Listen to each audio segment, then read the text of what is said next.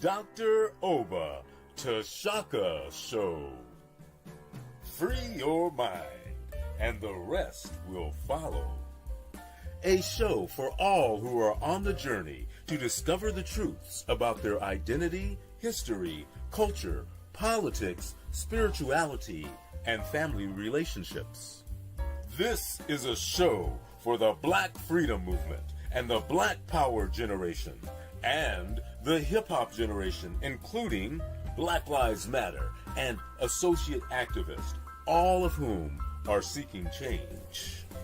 Dr. Oba Tashaka and his guests are dropping knowledge and insight from his successful organizing, research, writings, and innovative thoughts, the best of which have piped into God's mind to lift you up higher and higher.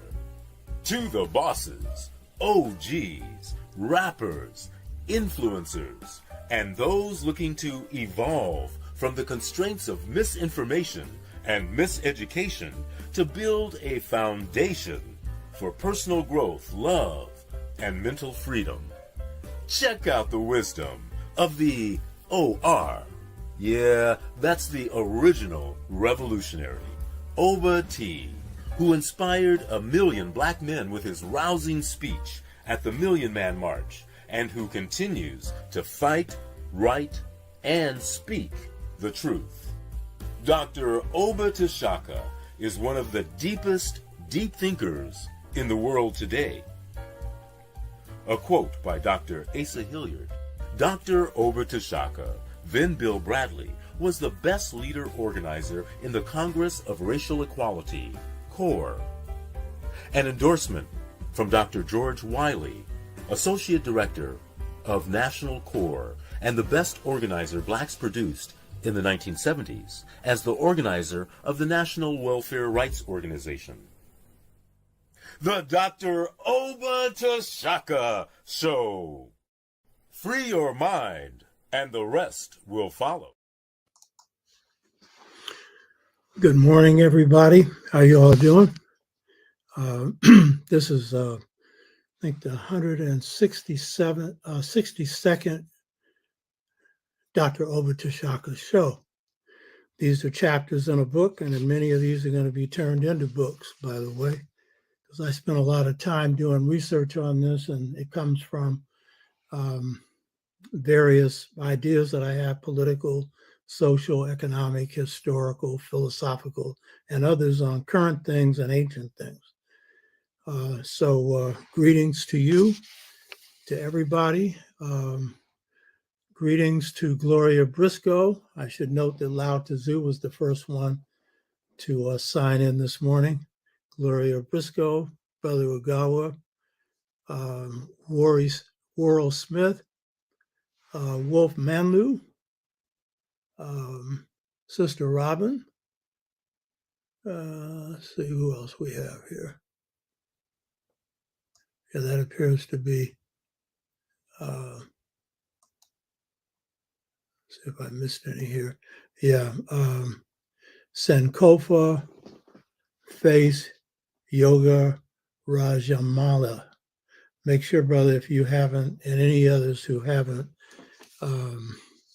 subscribed to the show, hit the red button. That's a subscriber button. And also for everyone, also hit the like button, Like, and encourage your friends and associates to watch this show as well. So this show today is political. Some of our viewers are only interested in history, and I'll say that that's a mishandling of history, because if that's all you're interested in, then it means that you don't know the value of history, which is to apply it to the present. And that's political, that's economic, that's social, that's spiritual, that's, that's on every level. And that's the real purpose of history. History isn't just a clock. History is a cyclical phenomenon. And from the cycles of history, we learn lessons about where we are and a lot of the potential for us moving forward. As I pointed out before, cycles are not things that move in a circle. They're a spiral. They zig and zag. No two are exactly the same, though a few are similar. And so from each, you're going to see twists and turns that take you in new directions. And from past cycles, you can learn things about the cycle you're in. Of course, you have to know some history to know what the cycles are. And today I'll be dealing with one particular cycle that was covered in the rebroadcast of last week's show, dealing with the defeat of Trump in the last presidential election. And I'll come back to that in a minute. First thing I wanted to do is share with you an experience that I just had. My wife and I, we went to Monterey, California, and attended the 66th Monterey Jazz Festival. This is the oldest jazz festival in the world. People come from all over the world to this festival. I met a sister who's from Chicago, who's a Chicago principal of a public school in Chicago, and saw her there last year and previous year. So she flies all the way from Chicago to come to the Monterey Jazz Festival. And jazz is the high point of New African culture. It's the art form, the classical art form of the world. And I'm a blues man with jazz is important. Spiritual blues, gospel, rhythm and blues, funk, hip hop, and other forms. And I go to these because it helps feed me, and particularly when you're able to go to a good festival, it helps to invigorate your creativity. And so it's pure pleasure. My wife, this is her favorite musical form, and she's from Barbados, and she knows jazz inside out. And then we spent time cooling out 8 nights, and then 3 for the festival, which occurred September the 22nd to the 24th. And I just wanted to share a few things with you on this. The main one is that for those that think the jazz is dying because you don't know much about it, please believe me, there are a lot of young Black folks who are in jazz. And what's interesting is the old masters, some of whom appeared at this festival, all of them are surrounded by young talent. And I mean young, in their 20s, some in their 30s, but generally in their 20s.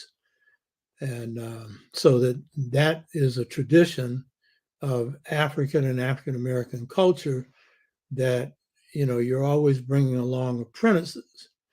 And jazz is a complex musical system that is grounded in improvisation and at its highest level, innovation. And so if you're going to learn it, if you don't learn it at the feet of masters, you're not going to achieve real mastery. And some of our young people today are not getting the mastery level because their learning is occurring through universities, the Berklee School of Music and others, which is okay. But if you leave the masters out, then you are going to not ascend to the highest levels of creativity. So I wanted to share a few things with you on this festival. This was one of the best that I've attended. Terrence Blanchard kicked off the festival, which was really good because often the kickoff isn't that stellar. there are usually not enough good performers on the first night. Terence Blanchard is a trumpet player. He's probably the best trumpet player in jazz today, though there are some young ones coming up that are very good. And he's featured in just about all of Spike Lee's movies. The one on Dahomey, he did the musical stuff for that. It's one that I haven't seen because of the propaganda nature of the film, but it was the, dealing with Dahomey. And his performance was exceptional on its own. And then he had outstanding backup people, including a brother named Lionel Loki on guitar. And this is an African guitar player. And jazz is a art form that enables people from all cultures to bring their culture in, as long as they're dealing with the fundamentals of jazz, which is high creativity.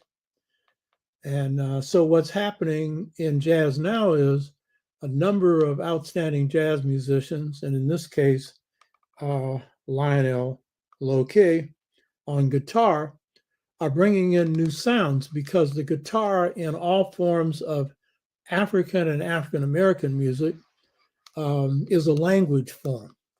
And the guitar in the blues is played the way people speak. And so when you bring in someone who's an African speaker, traditional African speaker, then you're going to get sounds that you don't normally hear, say in the blues or in other forms of jazz. And so that's what was happening with this backup musician, who was bad. I mean, bad. He came up with notes I've never heard before. See, I'm an innovator. So that inspires me to go to notes that I haven't done before, because, in this case, in thought. And so he was outstanding. Then he had a sister, Lakeisha Benjamin, alto saxophone. She did her own solo performance. To say she's bad, she was like the artist in residence for this show. And she's in her 20s, young 20s. And she's got a powerful saxophone. She's bad beyond bad. You hear me? And Terence Blanchard has got to be in his early 60s. He's won 4 Grammys. And by the way, for a jazz musician to win a Grammy is hard, because jazz ain't the popular music anymore. It used to be. What kind of people produce a popular music that's a classical music of the world? Those are the Africans of the 20s, the 30s, the 40s, and the 50s. You hear me? That's the baddest stuff going. So for any jazz musician to win a Grammy, that's a big deal. And one of them was a composition, a opera composition, because he's also a composer, Terence Blanchard. He'll put the one that has often been designated as the leading trumpeter in the garbage can. You know what I mean? Wynton Marsalis. Wynton is not an improviser or an innovator. He is basically a kind of a museum kind of artist who is visiting past genres and is technically very good, but not not an improviser, and definitely not an innovator. Blanchard is both. And if you haven't heard of Blanchard, you ought to check him out. Yeah, Winford's won some Grammys, and one on classical music, because he masters both. But he ain't creative. You understand? That's the key point. He knows the music inside out. He's technically proficient, and he comes from a musical family. So, and then also they had Taylor Igesti on piano. And what was beautiful about the way And in fact, this performance went on for over an hour and 45 minutes. Most jazz performances, Monterey Jazz Festival, go on for 50 minutes to an hour. And to go on that long was great because you had a great master, and so he could extend himself. So he did a number of compositions, one of which was beautiful, though sad, and it was dedicated to Katrina because he is from Louisiana, and he captured that in the music. You can't really get that unless you were there. I'm just giving you an overview of it, but I'm just telling you the beauty of it. But his piano player, Teo Ngesti, played notes that just fit in to everything that was being played by everyone else. And sometimes they were just high notes, subtle notes. You know what I mean? It was just absolutely beautiful. And then Kendrick Scott on drums was bad. And then as an extra treat, and I'll speak of her in a minute, the greatest jazz singer of this time, Diane Reeves, sang. Now, if you don't know jazz, you don't know Diane Reeves, you really don't know ultimate beauty. And this is a seasoned singer, because to be outstanding in any art form or any form that we create, you need to go through the ups and downs of life. You know what I mean? And then that gets expressed in what you do, whether it's music or the other forms that are inspired by the music. And so Diane Reeves treated us, because she was herself a principal soloist on Saturday night. She treated us with two songs, and I've heard her in live performance many times before. And one, which is especially beautiful, and she's a composer as well as a singer. She tells stories in her music, is about her grandmother. And there are two classics in this. The one that is best known is Bill Withers' Grandma's Hand. And I'm going to feature this in one of our songs. Absolutely beautiful. And then this one, which is a woman's perspective, really a girl's perspective on her grandmother. Just beautiful beyond any description of beauty. And this woman has a voice that is something else. You hear me? And she's been out there for a long time. So why am I introducing this? Because this show today is on a very serious topic of politics. And some of our people don't seem to be that interested in politics. Well, you better get interested, because your ass will be grass if you don't take this serious, because you're going to get buried if you don't realize what historical time this is politically. And the thing about the music is, it's the highest expression of our creativity. And the way we kill things, that is, do in opponents and defeat them, is through creativity.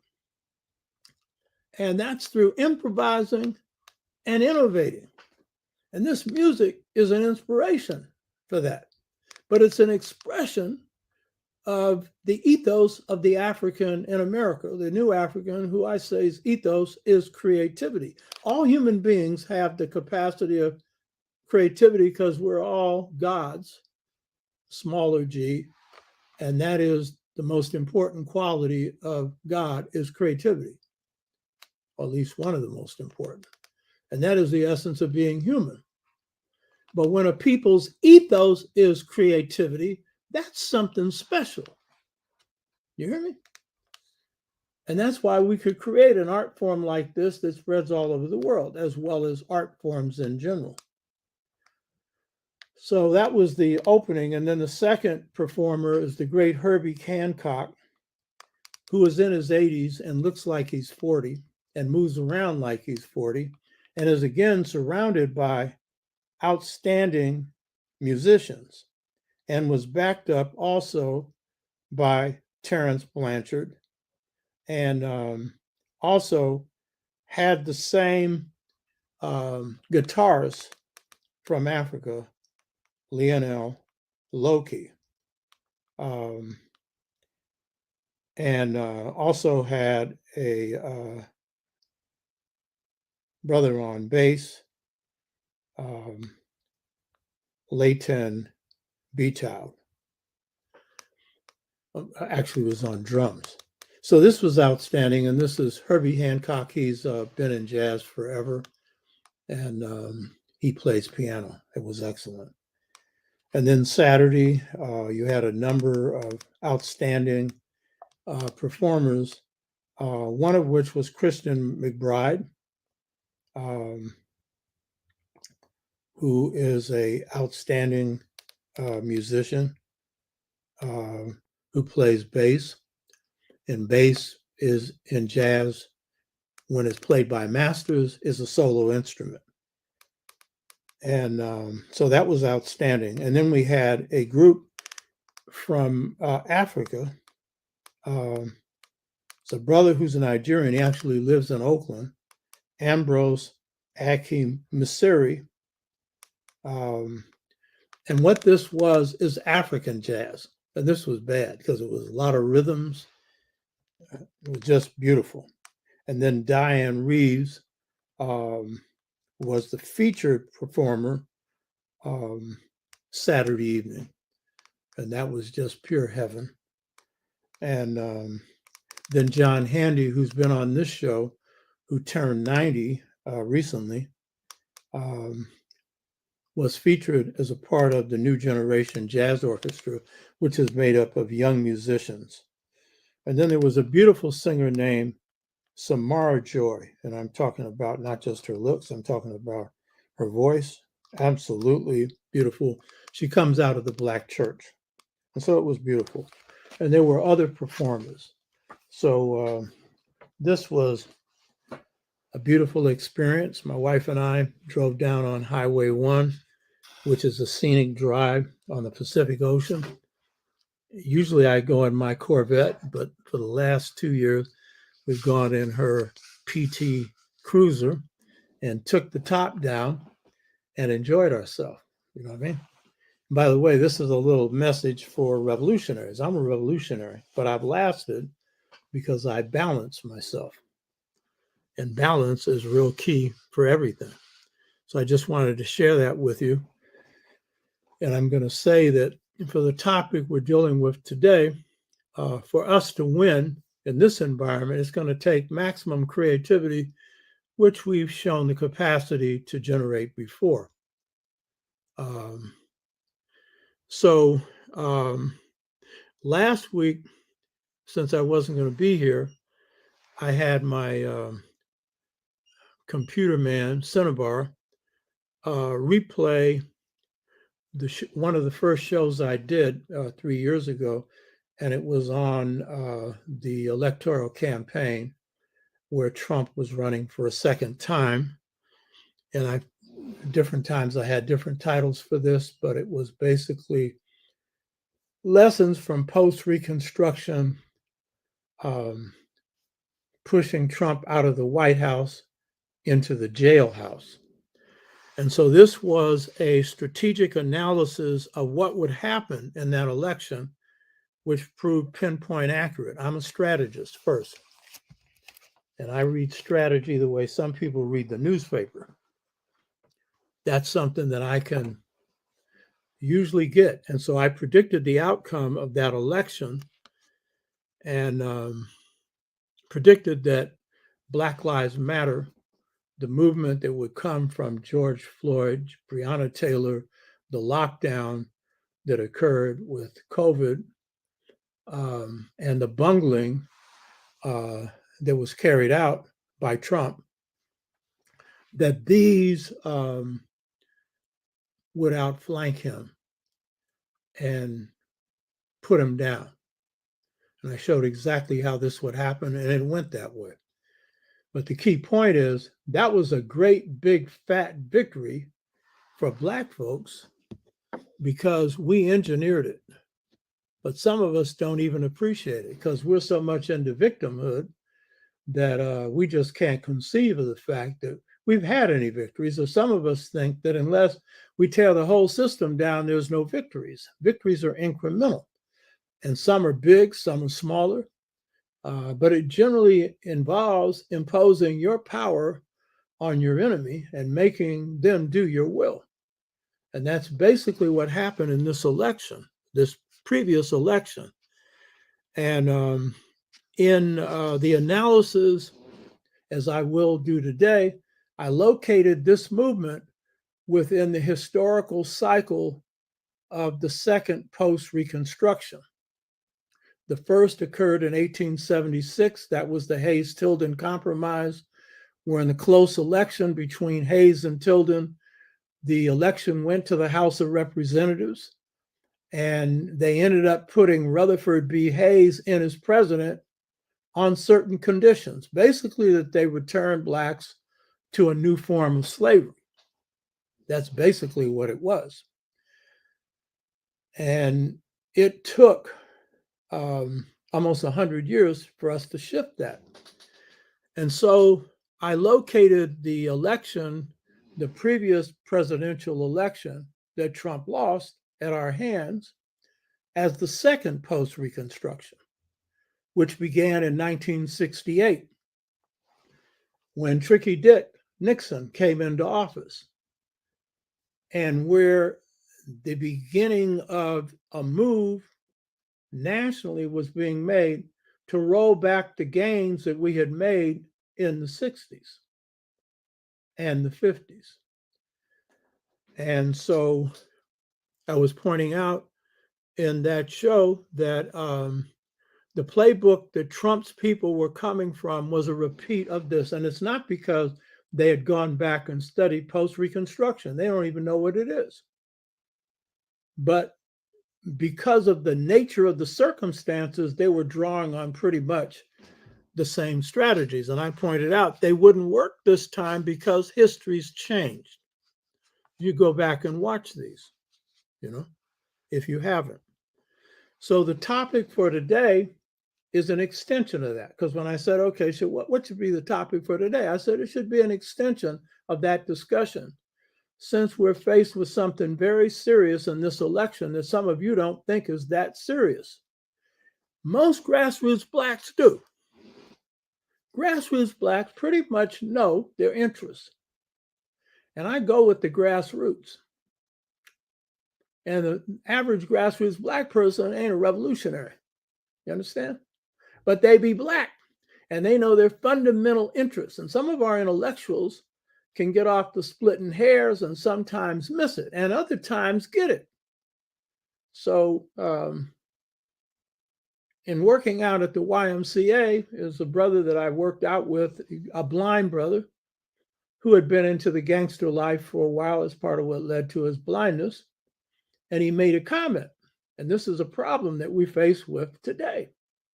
He said, today, common sense ain't so common. Huh?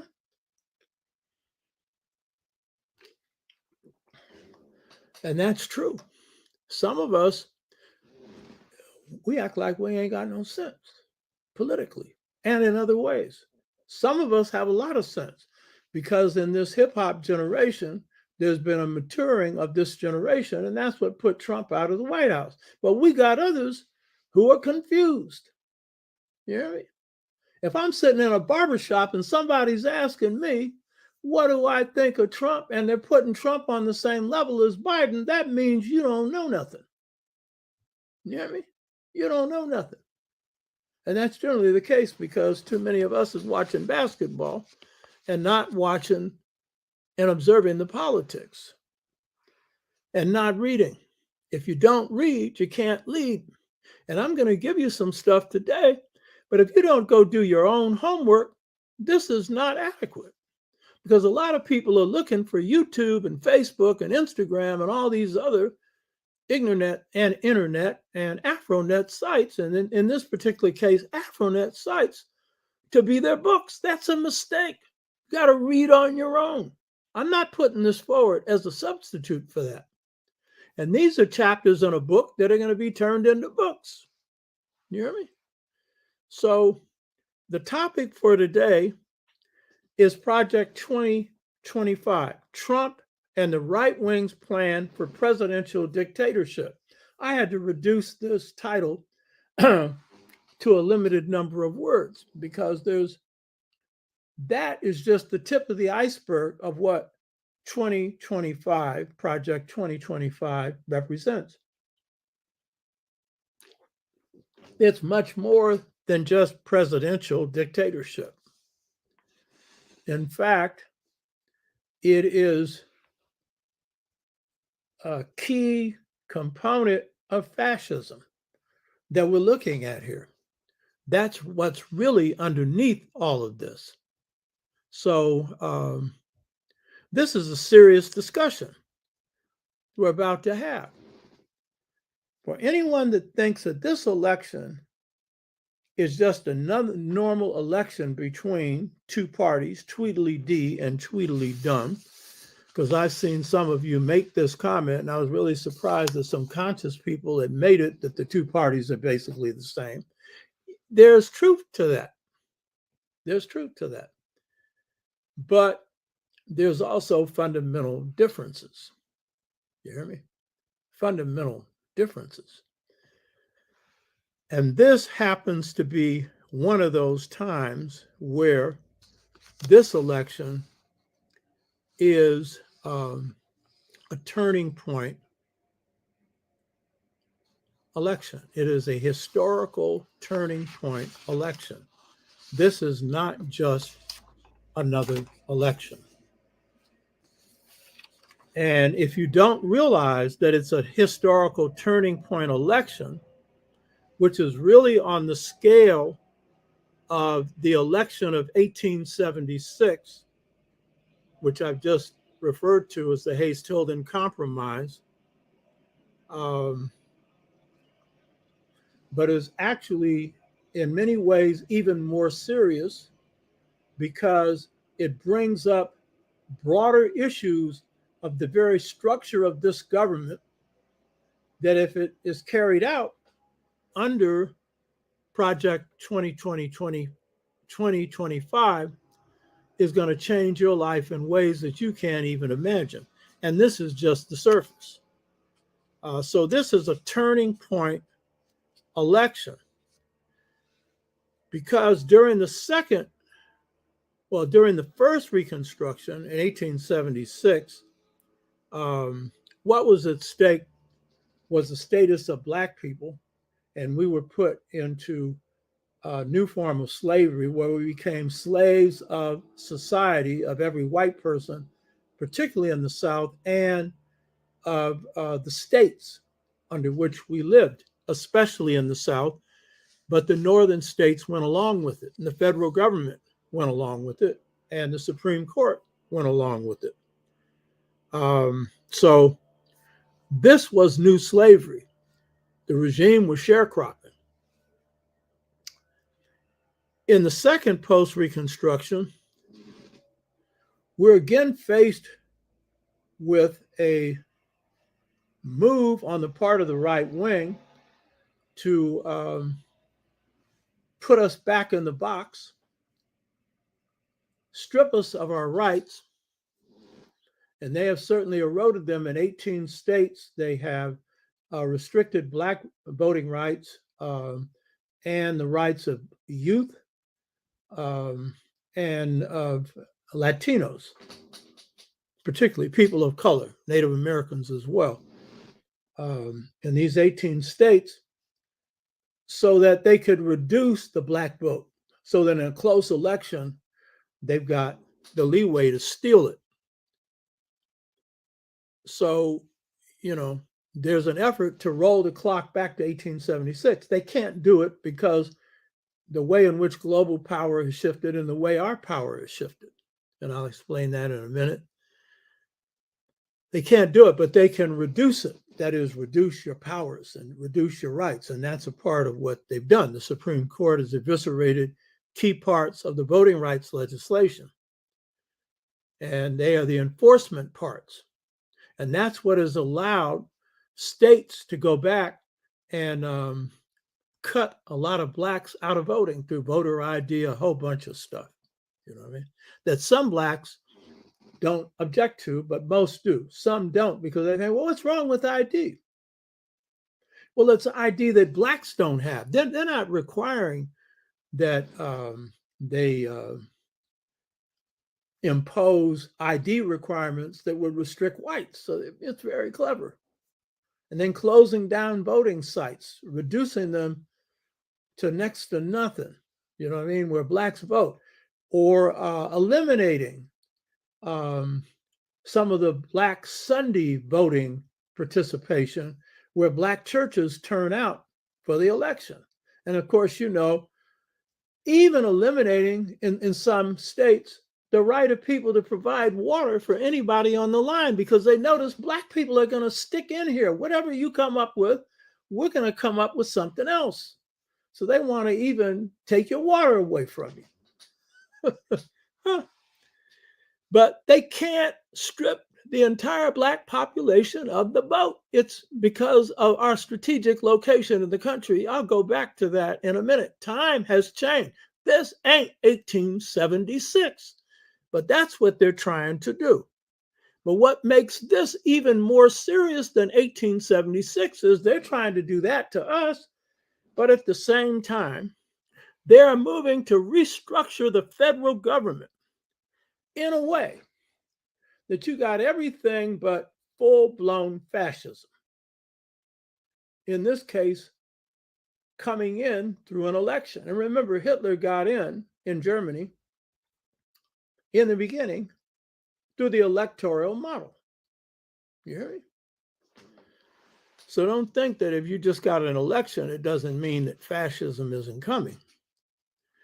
So what we are dealing with here then is we're facing a right-wing dictatorship through Project 2025.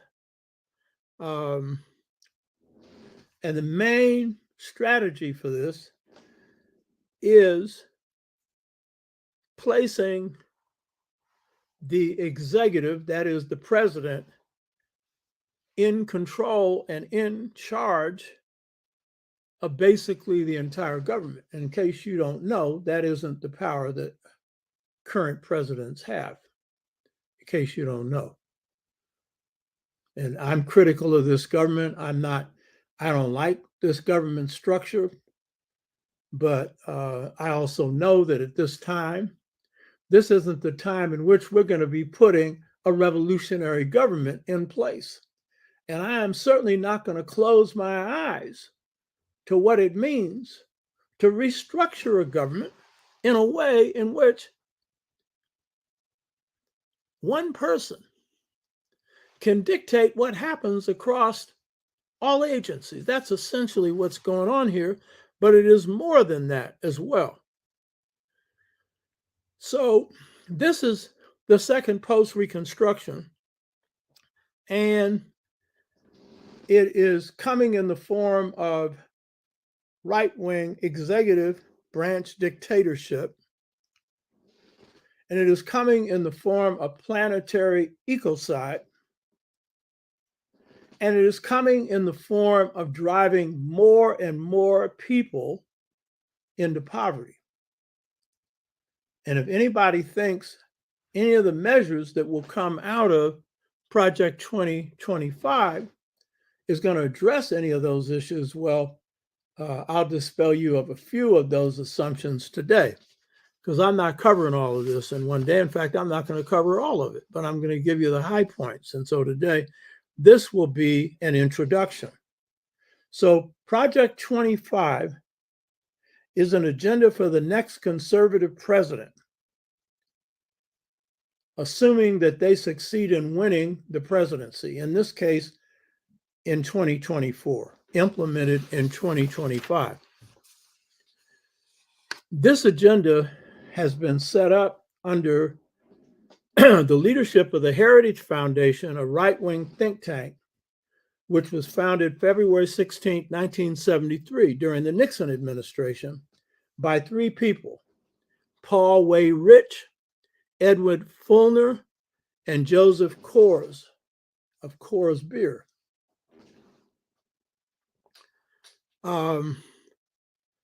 So this is a right-wing think tank.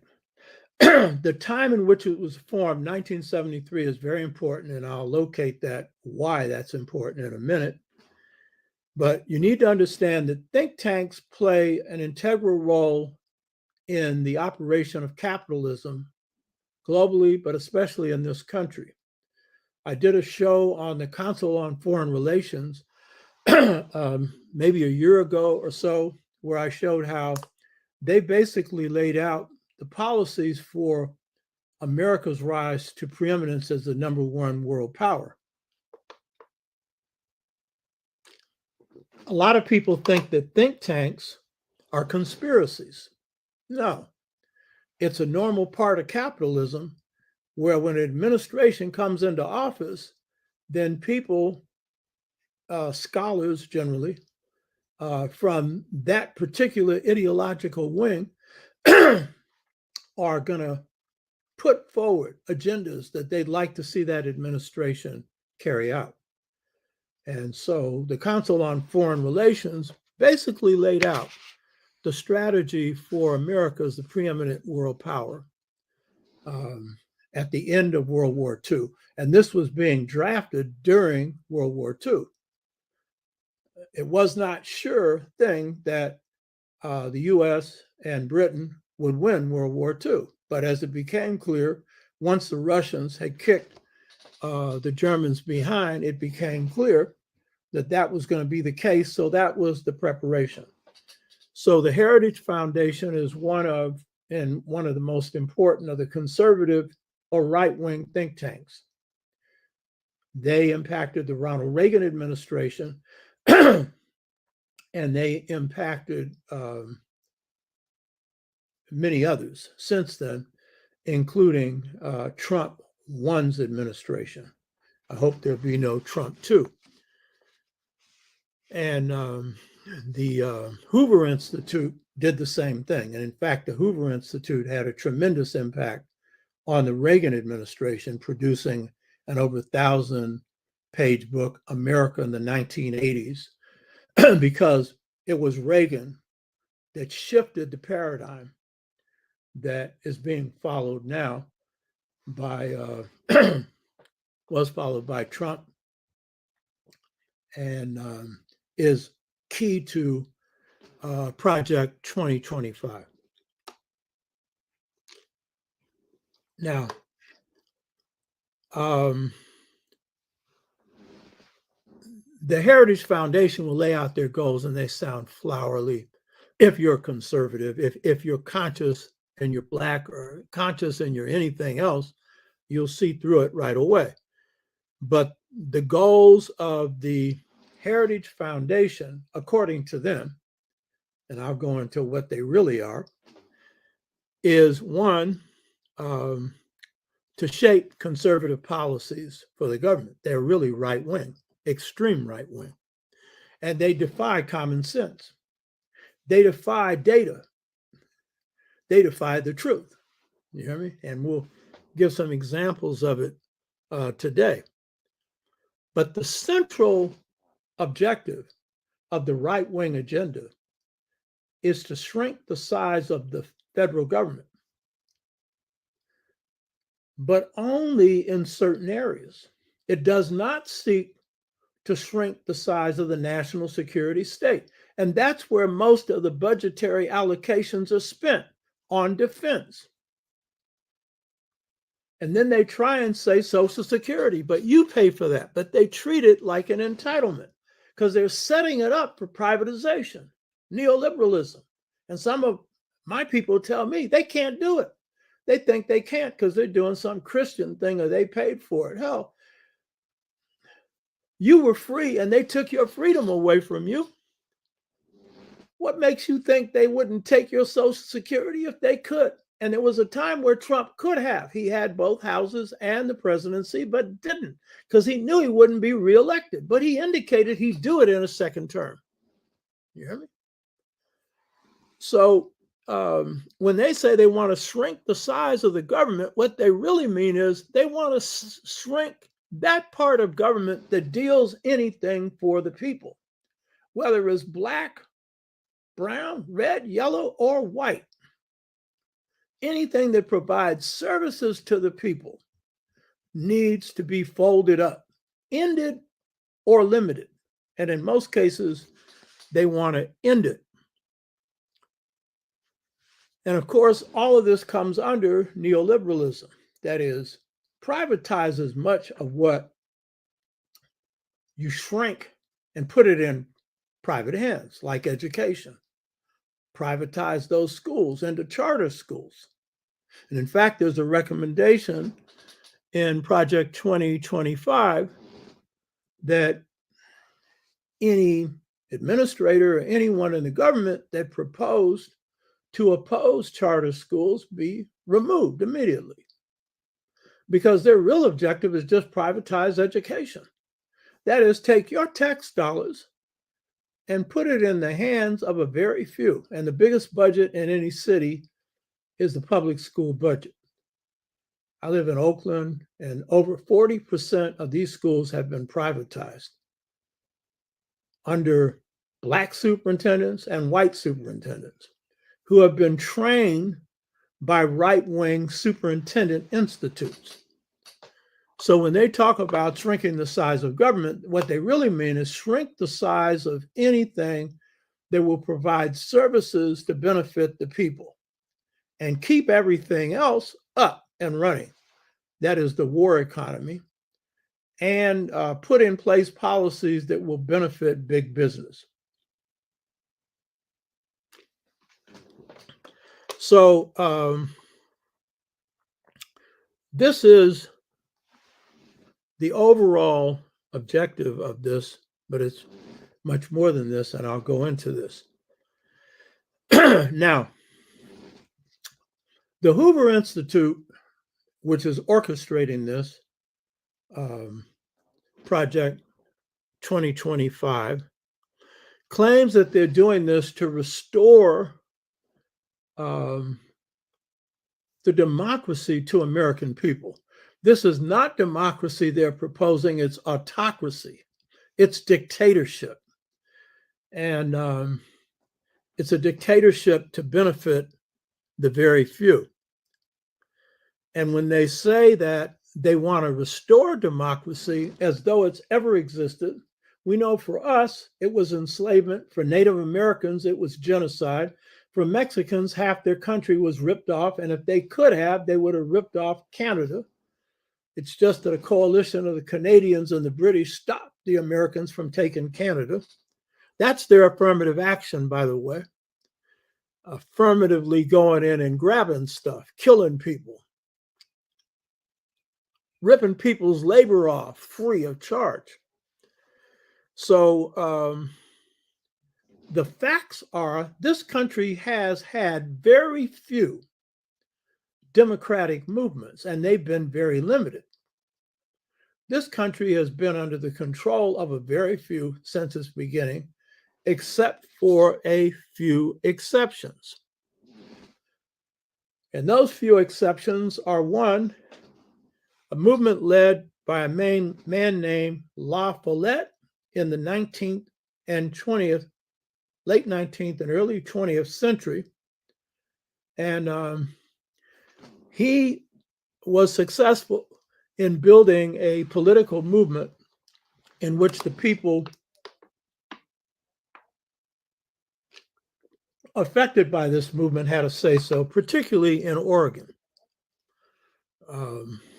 And what they were able to do there was to restore a tradition that a small number of British had practiced called the moot, M-O-O-T.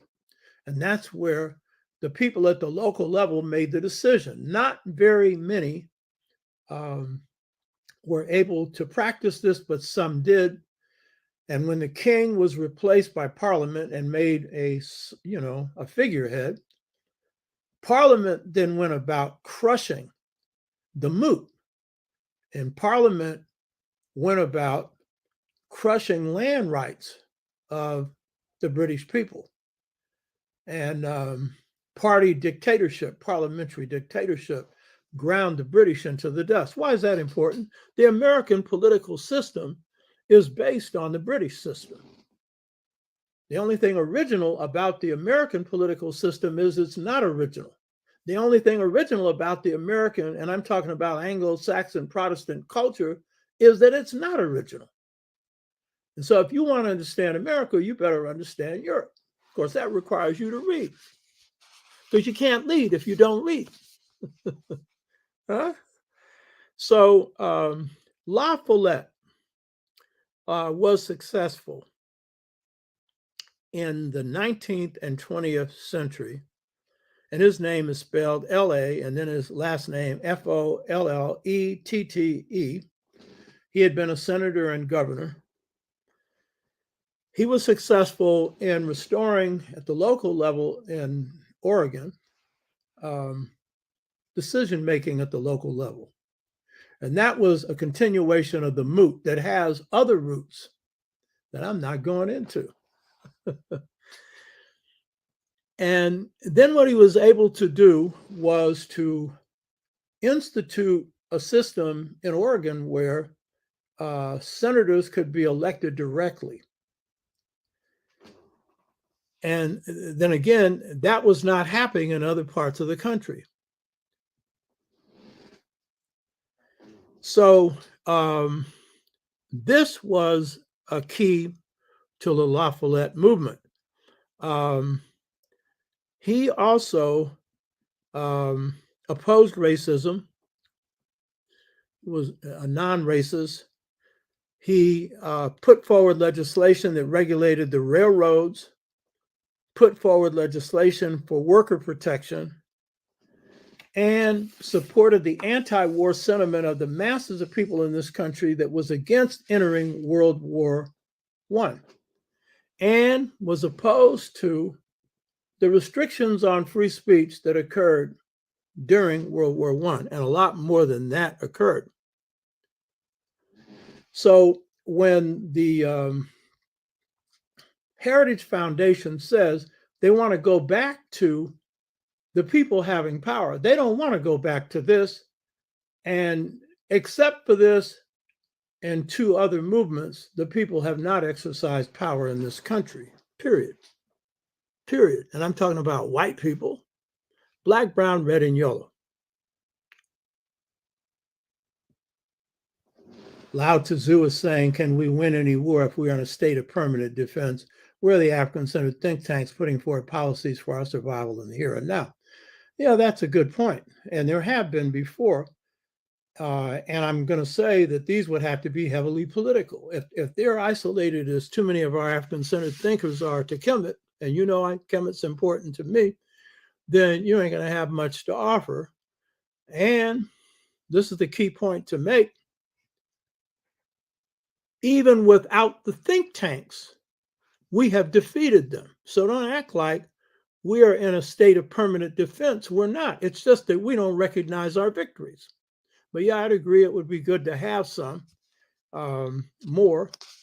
Dr. Nathan Hare, who's now 90 and under care, had one that he put together, and there are others. And so, yeah, we could use those.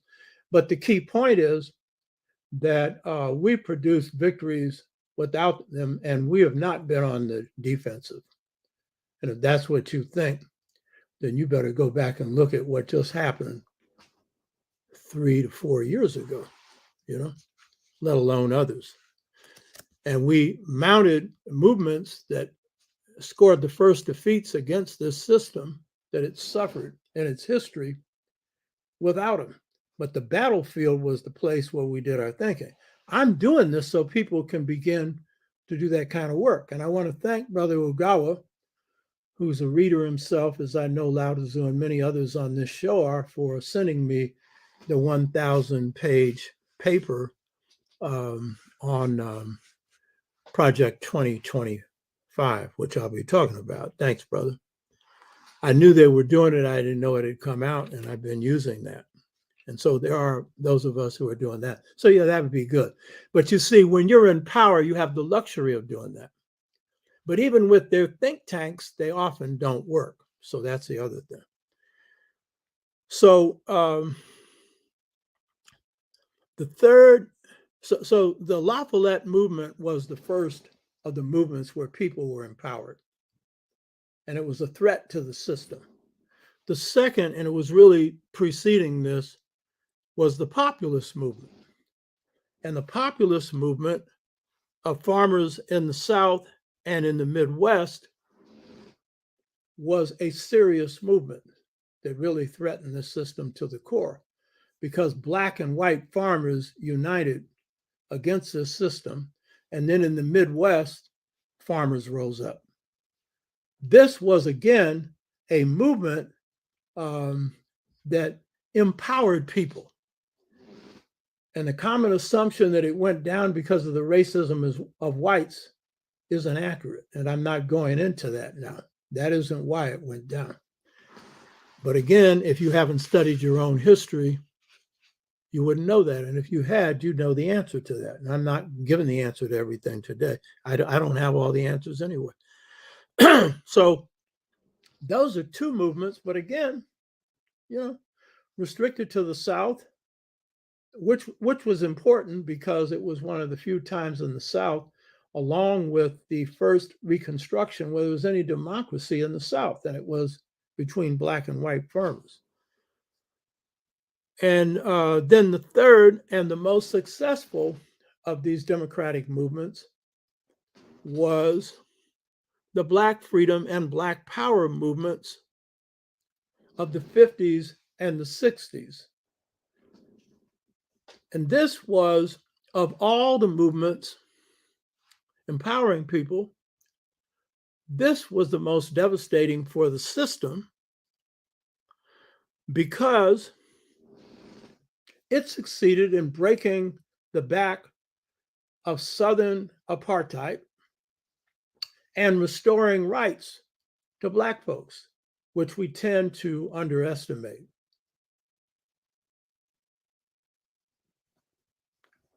Wolf Manlow's asking, is it a good idea to keep putting our energies into their systems instead of putting them towards making our own? It's both. Because if you're just doing your own, like, say, the Nation of Islam did, you're going to hide your head in the sand. That was why Malcolm had so much trouble in the Nation. And I respect the Nation. But if all you're doing, and then not only that, but then just only dealing with your own members, which in some cases, that's what happened. But even in this case, you just want to deal with your own people. You got to do both. You got to deal with the system and fighting it and building up your own institutional power, building up your own systems of power, and ultimately creating something where you can rule yourself. You got to do both. It's not either or. But if you're my age and you're sitting on your butt asking this question, I'm asking you, what the hell have you been doing? Have you been engaged in a fight? Because I remember there were brothers who went from Harvard to Suriname in the 70s. And this is a place where there was great resistance against slavery. And there was one question that the Suriname people asked, and it was a king of the Suriname people. He asked this, are you free yet? And these were Harvard Black intellectuals. And they had to scratch their head and honestly say, no. And then the question was, are you still fighting?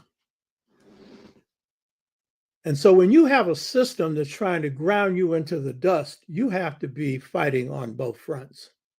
And so this show is about dealing with the long-term direction of where we're going as a people.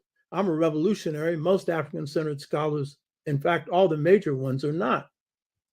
And so I'm looking at the systems that can take the place of this. I've been putting forward ideas on that, but I come from the ground, engaging in struggle. That's where the ideas come from. They don't come from no think tank. They come from the battlefield. That's where your best ideas come from. So the key thing is you got to be engaged in struggle against the system that's oppressing you. And if you put your head in the sand, you're going to be like an ostrich. I know the ostrich is symbolic of my aunt, but the ostrich can also be symbolic of getting your butt exposed. You got your head in the sand and you're ignoring reality. And that's why a lot of us don't even want to listen to something like this because, oh, it's reality. Oh, I don't want to deal with this. And Black people can't deal with anything anyway. Well, you'll see we have. You should know we have. So it's not either or, it's both. And a Malcolm X was trying to deal with both. A King was trying to deal with both. My life has been about both. And if yours isn't, then you're going to be exposed, you know? You got to make the past serve the present and the future. And you got to engage in a struggle against oppression while you're also building up your own institutions. I pointed out that we run an independent Black school since 1972. That's an institution and a lot of others. And so that's what we have to do simultaneously. It's not either or. So why is the timing of the Hoover Institute being formed in the 70s so important? Why? Because the right wing and those that formed the Hoover Institution, just a part of it, the right wing, including the armed right wing, the right wing that it runs for political office, the right wing that makes up the think tanks, the right wing that consists of the scholars that teach in universities or wherever they teach, they had reached a singular conclusion that their behinds had been kicked by the Black freedom and Black power movement of the 50s, 60s, going into the 70s. That they had suffered a strategic defeat. Now, they could not accept at whose hands. They said, as I pointed out in the show that I did on Trump that you watched last week, those of you that hadn't watched it before, to live in a dream world, they had to say Blacks didn't do this, the Jews did, they manipulated them. Not hardly. The book Reveille for Radicals that Barack Obama used as his manual for organizing, he didn't use mine, The Art of Leadership, Volume 1 and 2, was written by a Jewish scholar who had copied our strategies and won no battles. We didn't follow him. You know what I mean? Huh? No. We came up with our own, you know? And the Art of Leadership is put forward as something for the younger generation, which they're using as somewhat of a guide for that. But overall, Jews didn't have anything to do with our success. We did that on our own, but that's what they wanted to think. So the reason that the Black freedom movement in the South, the San Francisco freedom movement, which is the only, and Black power movement, the only successful one in the North that most aren't even interested in, because most of you don't ask me the key question. How did you do it? We did a total community organizing. We took Ella Baker's model of group-centered leadership and we put it into a structured block-by-block form that Ella Baker really favored, never recommended the SNCC. The only time in the movement's history that an entire Black community was organized block by block. You hear me? Huh? We pulled that off. But the key point is that the movements of the 60s and the 50s scored defeats against what you call white supremacy, and definitely that's what it was at that time. They're not supreme in power anymore because of our strategic location and because we came up with winning strategies. King's movement came up with winning strategies. The San Francisco freedom movement is the only successful Northern Black power or Black freedom movement because we came up with multiple successful strategies without a think tank, by the way. And by the way, that wouldn't have worked. The battlefield is your best think tank. My best ideas have come from God and from war. You get in the battle and then coming up with strategies that can win, because you don't enter a battle until you got the winning strategy. You understand? And the reason I'm going through this now is to prepare you for considering some winning strategies, which people on the ground will make happen. And if you're not on the ground, then you'd be wasting your time talking, you know? So one of the key reasons that we could produce this change in the 60s, in addition to having successful strategies, was that our strategic position, us being located inside this Western house,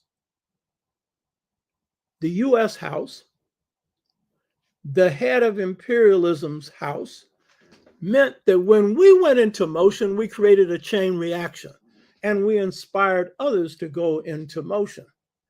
And that chain reaction contributed to our victory. King's victory in the South was based on effective strategies that produced voting rights and civil rights legislation, but it was also achieved because of the chain reaction, where it mobilized the support from large sectors of people in this country behind that movement, and then radicalized them to go further.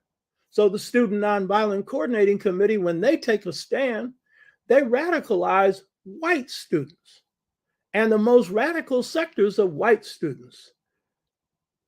SDS, Students for Democratic Society, that later morphed off into an underground group called the Weather Underground that helped free Asante Shakur, along with the Black Liberation Army of the Black Panther Party. And that strategic location was important. But again, if you're just a historian, if you're just a political scientist, if you're just an intellectual, you reach conclusions that some of our historians have reached, that we're alone. You know, we ain't got no allies. Even big bad America has allies who they dictate to. NATO and a whole bunch of others. You hear me? Even the most powerful know they need allies. You only need them. This is my book, The Art of Leadership. You only need them when you're in campaigns you can't win on your own. If you can win them on your own, then you don't want any allies. And we won a lot of battles on our own, but then there were those that we needed allies, and that produced results. But the rule with allies is make sure you run the thing. Make sure your interests come first. Of course, you include their interests as well. That's how you get them to join you, you know? But again, if you're in the inferiority complex, you think that we can't influence anybody because we're too weak. Oh, bull. You're strategically located. And your strategic location is because you're here inside this Western house that led Malcolm X to conclude in his last message that the African in America poses more of a threat, and the African in the Western world, than even the so-called revolution on the outside, which wasn't a revolution, but he thought it was at that time, the African Revolution. And he said, we pose a greater threat because we're inside the house. And as he said, you can upset the furniture. The movement that I led, the San Francisco Freedom Movement, gave birth to the free speech movement at UC Berkeley that spread around the country. The Black Panther Party gave birth to the Brown Berets and the Puerto Rican movement and inspired the Native American movement, but you act like you haven't got any power. You got plenty of power. And the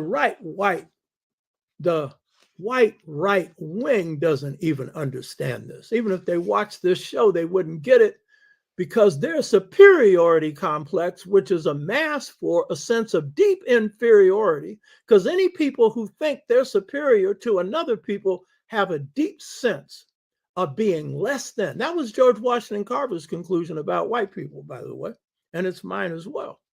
You know what I mean? So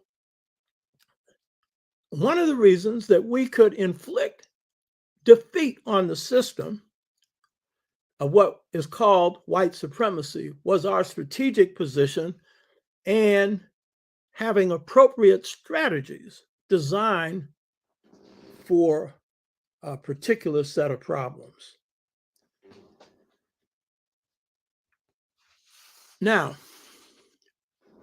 the fact that we were able to restore voting rights and civil rights for blacks meant that we put whites in a position of feeling defeated, because they were. And so they adopted a sense of dispossession, because their view is they should run the whole country. If they don't control all of it, then they're on the losing end. And that is Trump's attitude. He has an attitude of dispossession. He actually, before he ran for president, and I pointed this out before, he hired a black person to come into his office to pretend to be Barack Obama so he could fire him every morning. That's how much he was irked by the presence of a black person occupying the presidency. I mean, you want to talk about some dispossession?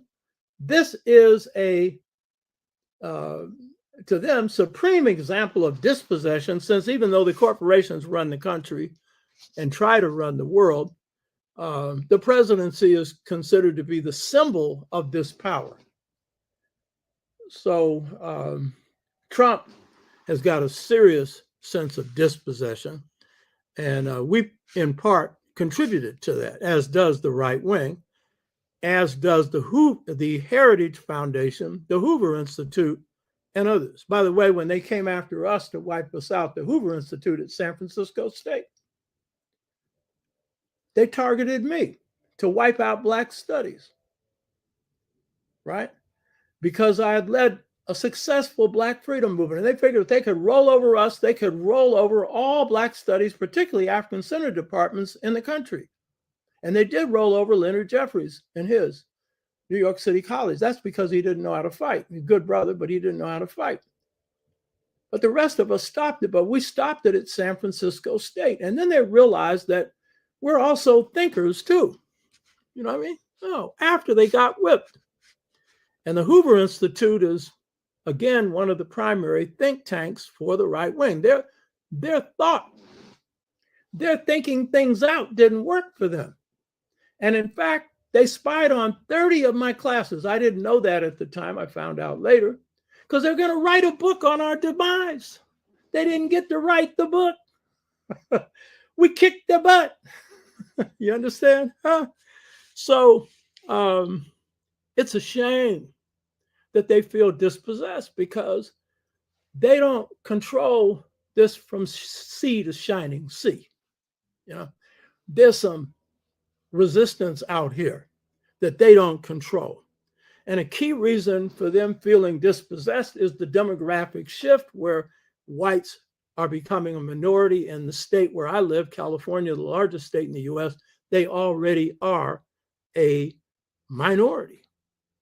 And so they have a sense that with the numerical decline of white people comes the decline of white power. And then they're faced with, and the right wing recognizes this, the decline of the US as a global power. Now, they'll give the wrong reasons for its decline, which is basically due to the national security state, where they have put their resources into war. And every war they fought, they've lost. You know, North Korea, Vietnam, Iraq, Afghanistan. And they have also hawked the country out in debt, because instead of having the people pay for it, which would anger them, they've gone to the Chinese, or at one point the Japanese, or whoever, to buy savings bonds and invest in the country to pay for these wars, which is, again, a sign that you're in decline. And then, and this is a real key one, we not only scored the defeat against white supremacy on the level of voting rights and civil rights. We didn't defeat white supremacy. I'm not saying that. But the defeat of Trump in the last election, led by Black Lives Matter and their networks, the mishandling of COVID, George Floyd's death, and Breonna Taylor's death and murder at the hands of the police, that was a singular victory, with resistance rising up in 50 states of the United States 150 countries around the world. And you want to talk about some planning? Remember, our best planning is based on discipline and freedom. It's based on improvisation and innovation, but we also need to think things through and plan them out. I'm not denying that. But in this particular case, the way in which young people got on the ground and drove Trump out of the White House and then put in office what you don't recognize either, a president who had been at best a moderate, who had put a lot of blacks in jail, who never saw a war he didn't like, including now, because he's pursuing policies internationally that are backward in Ukraine and other places, put him in a position where he had to pay black folks off. And how did he do it? A black vice president. You can say what you want about it, but that's an expression of your power. And a woman, because black women have played a key role in leadership. A huge number of federal judges who are black females have been put on the court. And of all of the appointments that he could make for the Supreme Court, Ketanji Jackson was the best one. She's black. She ain't no radical. The Supreme Court is probably the most backward of all the institutions other than the corporations and the military, you know? But she's sitting up there pushing her blackness, and you should check her out. She gave an inaugural speech at the church where the children in Birmingham were killed a few weeks ago. You should have watched that speech. It was on C-SPAN. It indicates her consciousness, her pride in having an African name. But more important, she's black. He didn't pick the one from South Carolina, another black who was a moderate. He picked somebody who's black. Don't get me wrong, I'm a revolutionary. I'm well beyond just being black. But I appreciate that. He's responding to us. We pushed him to a degree. It wouldn't be no infrastructure bill, and it should have been much more without black pressure. You had no pressure on Trump. So let's be straight about that. And I'm not a Democrat. I'm not an independent. I'm not anyone who is a part of this political system. I'm a revolutionary, baby. But I don't leave the day-to-day struggle alone. I've led a successful one and many others since then, not just the San Francisco Freedom Movement. And I also understand that people need to eat, have a roof over their head, clothes on their body, adequate education, and a basis for their families to survive. And so people who are so revolutionary that they're going to ignore the day-to-day needs of the people are ignoring what revolution is even about. Reform is the mother of that. And so whatever you can get to improve the conditions of your people while you are pushing to transform the system, that's what you're supposed to do. You hear me? That's what you're supposed to do. And electoral politics has never been my thing because it's the way you suck people into the system. And black Democrats know how to organize in this arena as well as or better than I do. So why do I need to duplicate what they're doing? I could have been a congressman. I had the name recognition to run for office. I chose not to. You understand? Because I didn't want to be a gadfly, somebody that had no real say-so because you're outnumbered in Congress. But the point is, recognize your power. You got some, baby. And you need to wield it.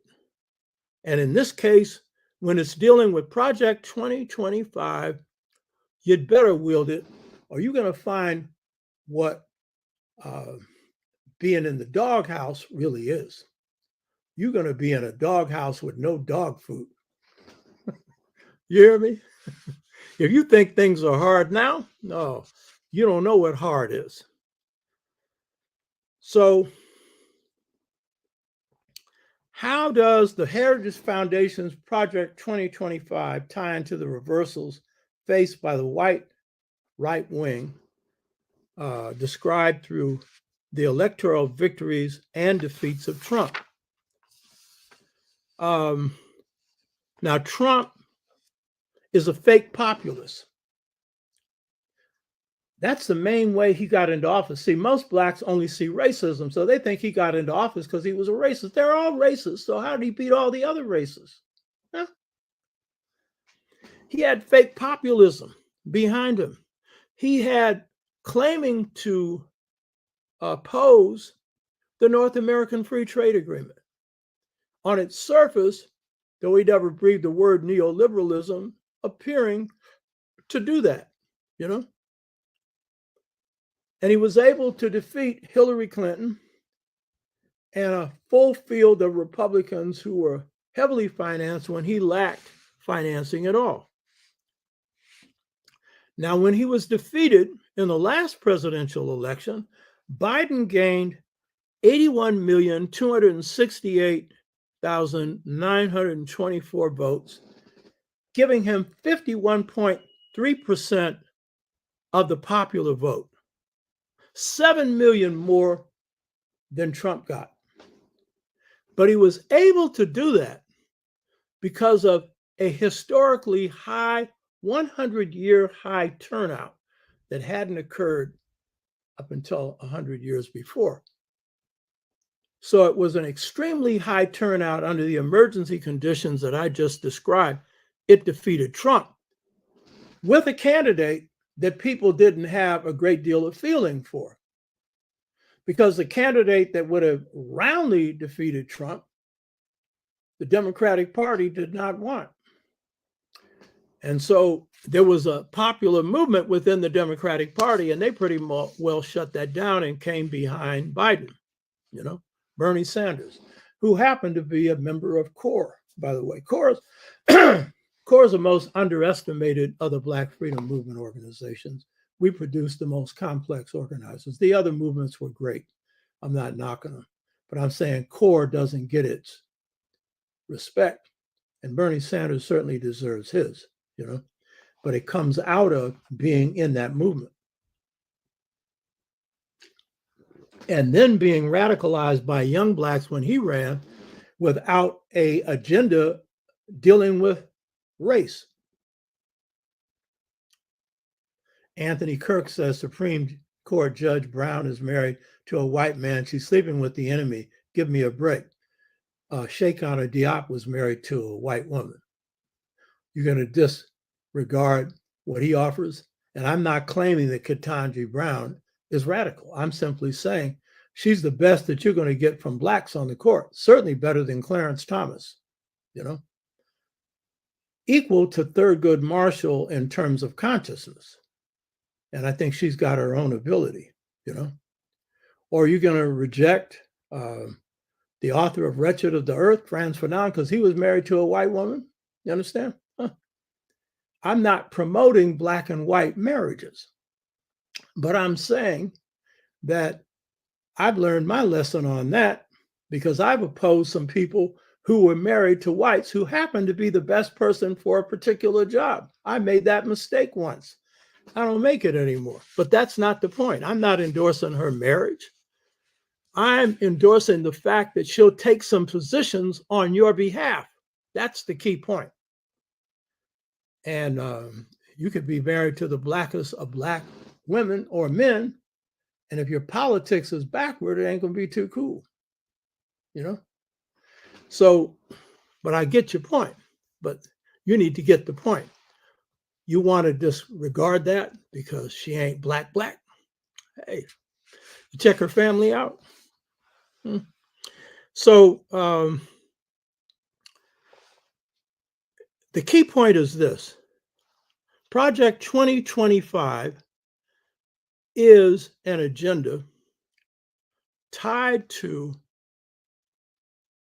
candidate Trump. Even though it's been presented to all the other Republican candidates, they're tying this to President Trump, former President Trump, who in the last election gained 74,216,154 votes,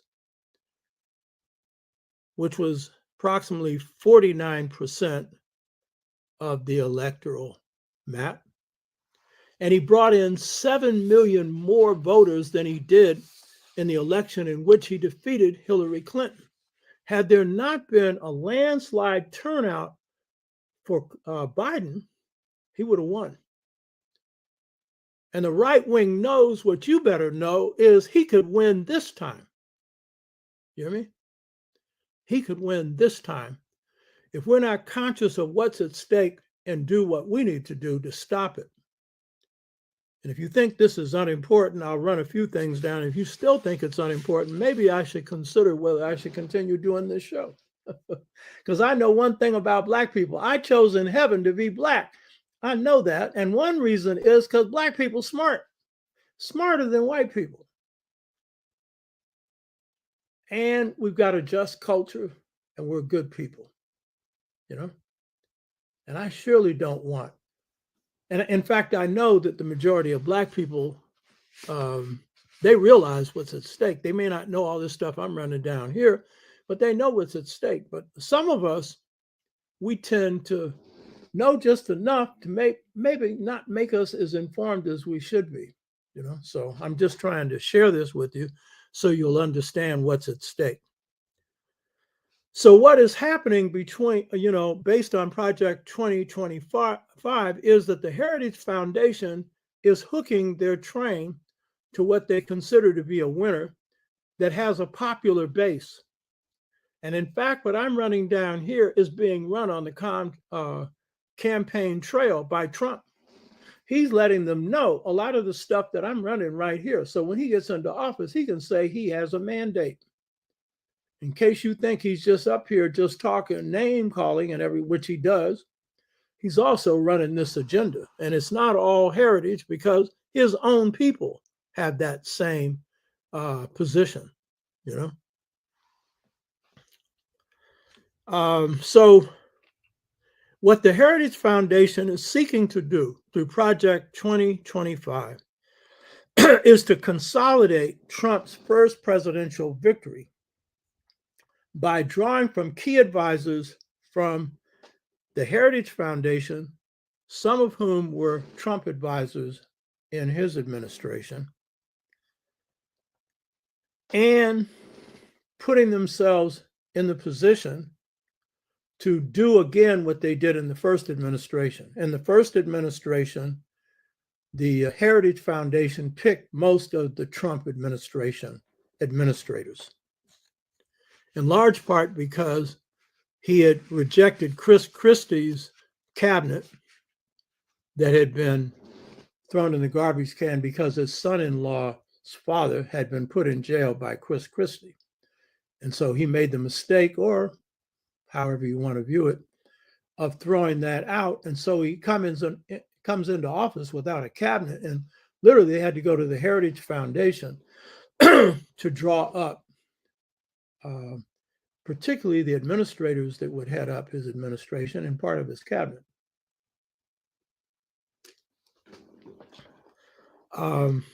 So the Heritage Foundation has tailored Project 2025 proposals to the personality and political orientation of Donald Trump, which the Heritage Foundation also helped to shape because Donald didn't really know what he wanted to do other than be president. You know what I mean? He didn't really have an agenda at all. And so many that opposed him during the election campaign, like the Koch brothers, came on board because they realized they could shape him, you know?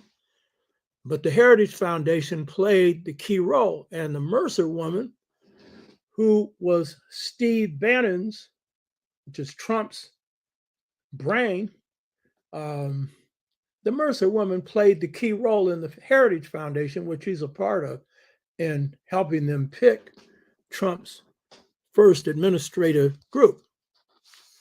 So what they're seeking to do then is to consolidate the gains made by Trump in his first term, but really to put it in fast drive to really get everything they can out of this presidency. So In subsequent shows, and not all following each other, but from time to time, I'll go into different aspects of Project 2025. Today, I want to focus on one area. So, Project 2025 is a project, a set of proposals that has been put into book form of 1,000 pages that has been done by the Heritage Foundation in alignment with at least 50 or more right-wing organizations, but with the heritage scholars and Trump people who are a key part of that, making up the main core of those that shape the policy. What's interesting in those who went into shaping Project 2025 is who they don't include. They don't include the Koch brothers. They only have one representative from the Hoover Institute, numerous ones from the Heritage Foundation. And then if you look at who makes up the writers of this, they're pro-life groups that have succeeded in getting Trump's appointment of 3 Supreme Court pro-life, actually anti-abortion, really anti-life judges, because they want to bring people into the world, they say, and then do nothing for them and let them languish in poverty. But the key point is that in the writing of this, the people who are writing it come from groups like anti-abortion groups, family life groups, a few Western universities, which I think represent Texas oil interests, the Nixon Seminar Center for Immigration Studies, and there are others who, lay out policies against the immigration of Mexicans and people of color into this country. This 1,000-page book is not just a theory book. This provides direction for every governmental agency, assuming that Trump accepts them. And he probably won't accept all of them if he's elected, but he'll probably accept a large number of them. So it provides directions for every governmental agency, including the executive orders that will be signed on the first day he assumes office. I'm sure he'll have some others if he gets into office. Project 2025 covers 4 categories. I'm not going into them except for one, and that is the category entitled Dismantling the Administrative State. And then they hide it under fake populism by making it appear that they're going to restore the state to self-government of the American people. That's what, self-government, my behind. There ain't no people involvement in Project 2025.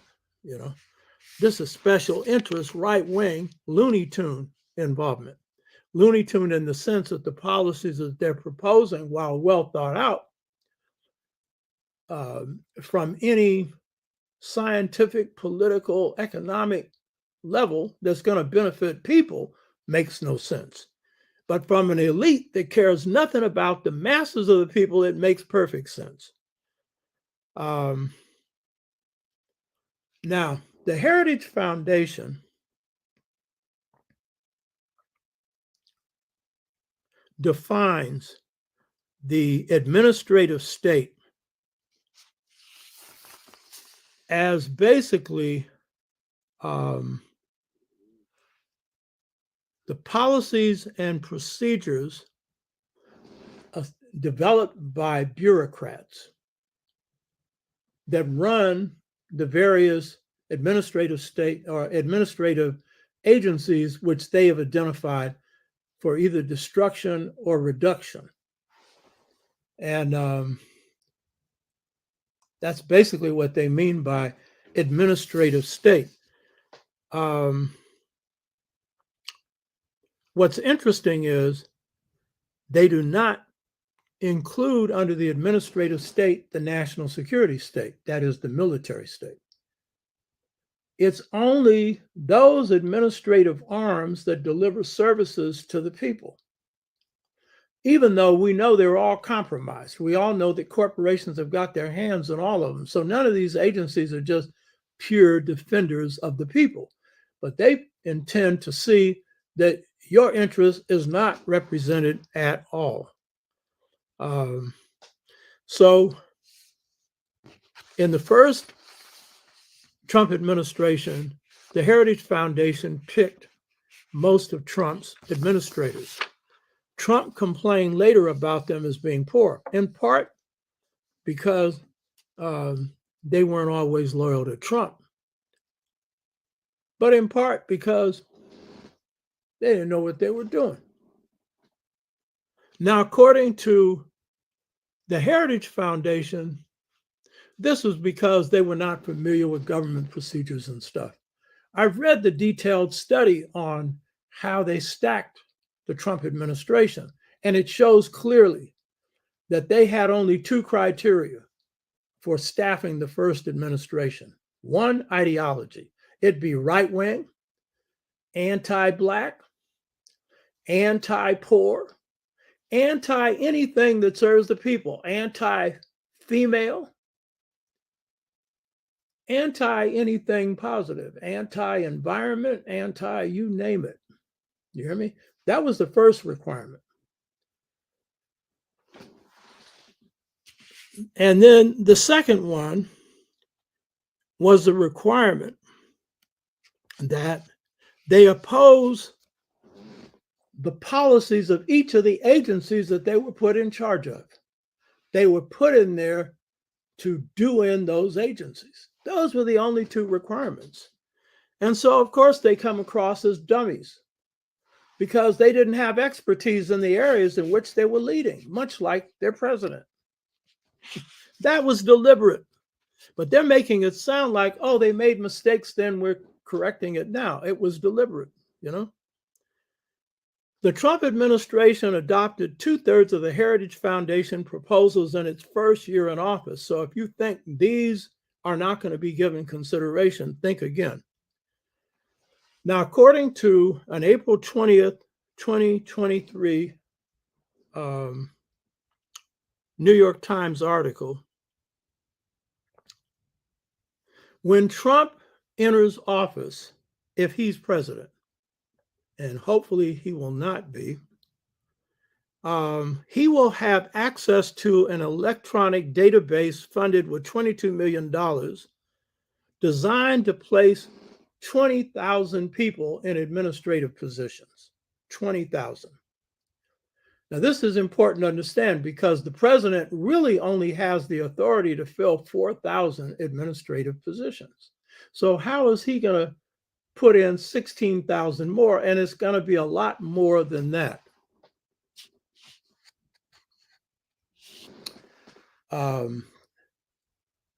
Anthony Kirk is saying that they're going to vote for Trump. White folks were in the streets like it was in 1965, and they want their freedom. Yes, a majority of whites that vote will vote for Trump, but 1/3 of whites will not. And this is what you need to understand. Power in this country has always been based on thirds. Do you know power? 1/3 of the American people supported the independence movement. 1/3 of the American people opposed it, and 1/3 was neutral. And the majority of American people don't vote white, black, brown, red, or yellow. So you're not talking about all the American people, in this case, all the white people. So this is a key point to understand. You understand? And so this is Trump's weakness, by the way. His base is white. All he can get is a handful of blacks, brainwashed blacks, and a handful of brainwashed Latinos or Asians. Every other group votes heavily Democratic. In large measure, people of color because they understand their interests. And in the case of Jews, 70% of them vote Democratic against the right wing. So you got to deal with the numbers here. And that's Biden could have never won with just the white vote, obviously. But it's the coalition that makes it possible. But it's blacks that have made the difference. And this is the key thing to understand. It was one of the things that Malcolm made as a point. He said in close elections, blacks determine who goes to the White House and who goes to the doghouse. That's correct. But it's not just in terms of who we vote for, but how many of us vote for, not just the percentage. 93% of black women voted for Biden in the last election, 86% of brothers, which indicated that brothers had not quite as aware as the sisters. The sisters are driving stuff, but still, it ain't that much of a difference. You understand? Responding to Anthony Kirk's comment, you understand? And every one of you that decides to opt out will contribute to whatever happens. And if we lose, you can lay it on your butt as much as anybody else's. So according to the April 20th, 2023 article of the New York Times, $22 million has been used to fund an electronic database that is designed to pick 20,000 administrators to administer this administration. Now, to quote the leader of the Heritage Foundation, quote, he said, in 2016, the conservative movement was not prepared to flood the zone with conservative personnel. According to him, on January 20th, 2025, things will be different. This database will prepare an army of vetted, trained staff to begin dismantling the administrative state. The Heritage Foundation defines the administrative state as the policy-making body and policy makers who do the bureaucratic work of the federal government, its departments and agencies and millions of employees. I had mentioned this before, but I want to stress what they mean by administrative state. But that's the general, that's their definition. But what they actually mean is they are talking about the administrative state are those parts of the government that they want to shrink or eliminate that do not serve their interests, the interests of the elite, the corporate elite, the right-wing elite. And what are those? A Justice Department that is independent is for them a problem. And that, of course, was Trump's big problem. He was trying to get any number of attorney generals to do his will. And while there have been times where attorney generals like Robert Kennedy and his brother, the brother of the president was attorney general, which means that there's a conflict of interest, which means the Justice Department isn't independent.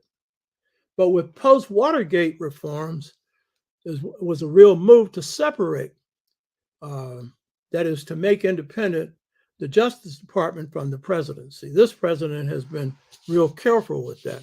In fact, too careful in the sense that he has appointed an attorney general that is too mealy-mouthed and middle of the road. He should have had Trump under charges no sooner than he got in office. That's a whole nother story. But the key point is that the Justice Department is one that, under a unitary president theory, one that Cheney operated under when he was vice president, in the first term, he operated as a president where the president is said to have all powers, in contradiction to at least the idea of separation of powers. And so this idea is that the president will bring all of these arms that they call the administrative state under his direct control. Now, this is our narcissistic, care for no one, empty-minded president who has no ideas about almost anything. The only thing he accomplished in 4 years was a tax cut for the rich. I mean, that was basically it. So he's going to be in charge of all of this. But it doesn't matter who is, it's going to mean that it's a dictatorship of the presidency. And so the Justice Department, part of what it means to, destroy the administrative state is to place these agencies that are key to them under presidential control. So the Justice Department would be one. The other is the Federal Communications Commission that enforces rules on television and internet companies. And we know the internet companies are running wild right now. And the Federal Trade Commission that enforces antitrust and consumer protection rules for business. They want no enforcement. As it is, it's weak enforcement now, but they don't want any, The Homeland Security Department, because the Homeland Security Department is the department that regulates people coming in across the border. They want to keep the Mexicans out, anyone that's black, brown, red, or yellow out. And so having that agency under strict control is important. And the Environmental Protection Agency that enforces environmental policies.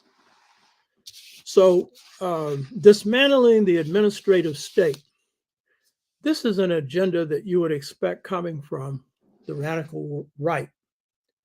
This is a right-wing counter-revolutionary agenda. That's what this is. It's the first steps of it, but it is serious first steps. So how does Trump plan to do this? One, through increasing presidential authority over every part of the federal government. Trump is making campaign promises to do this, and they call this planting the flag. So if you watch his speeches, you're going to watch that he is making promises based on both his think tank and the Heritage Foundation. Many of his own people are in the Heritage Foundation think tank. So I'm going to give you two examples of how this is planned to work.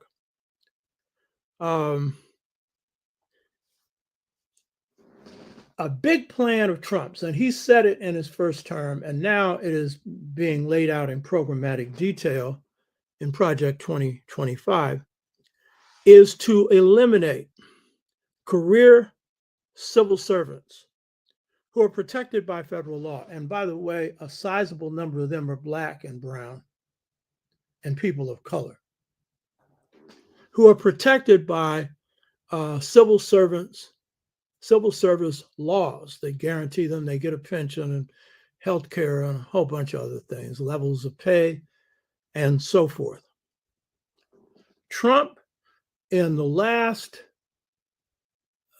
period of his administration, secretly issued an executive order called Schedule F. It creates a new employment category for federal workers. This is designed to create a new federal workforce loyal to Trump. This is pretty much what Hitler did when he took power. Everybody had to swear loyalty to him. And you can guarantee they ain't going to have no retirement benefits, because that's how neoliberalism works. They're subject to being fired at any time. That's how you keep people loyal to you. So their plans are to, in the initial period, fire 50,000 career civil servants. You hear me? 50,000 year civil servants. Anthony Kirk, I want separation after 400 years of this bull. Dr. Claude Anderson said in 1865, after slavery, Black people own 0.5% of America's wealth. And now, 2022, Black people own 0.5% of 1%. Yeah, sure, we need wealth. we need power. And we need to be preparing for building our own society while we're fighting this. And so objective number one is to create a neoliberal workforce that's going to be working on minimum wages and working for Trump. So this is key.